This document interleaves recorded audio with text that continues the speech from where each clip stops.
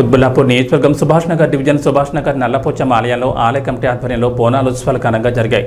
ఉదయం నుంచి భక్తులు అమ్మవారికి బోనాలతో మొక్కులు చెల్లించుకున్నారు. అనంతరం ఆలయ కమిటీ ముఖ్య కార్యవర్గం మాట్లాడుతూ అమ్మవారి ఆలయానికి వచ్చిన భక్తులకు ప్రత్యేకంగా అభినందనలు తెలుపుతూ నల్లపోచమ్మ ఆలయ విశిష్టత గురించి వివరించారు.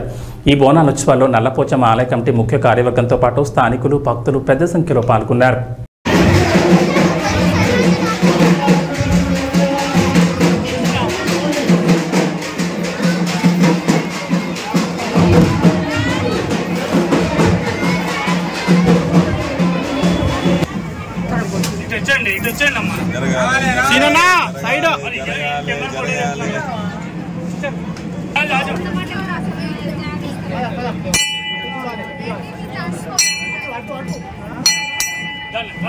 అయిపోయింది ఒక 30 సెకండ్స్.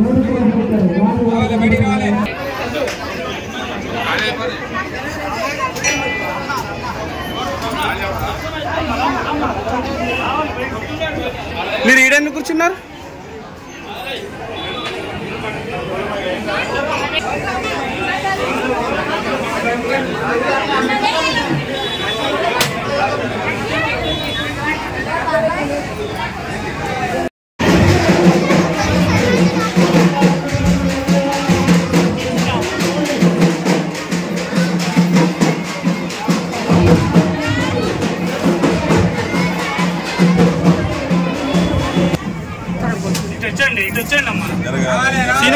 సైడ్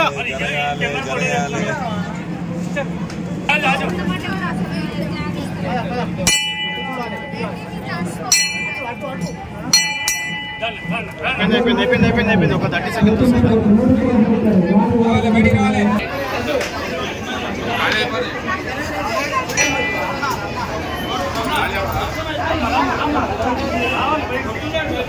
మీరు ఈడెందుకు కూర్చున్నారు?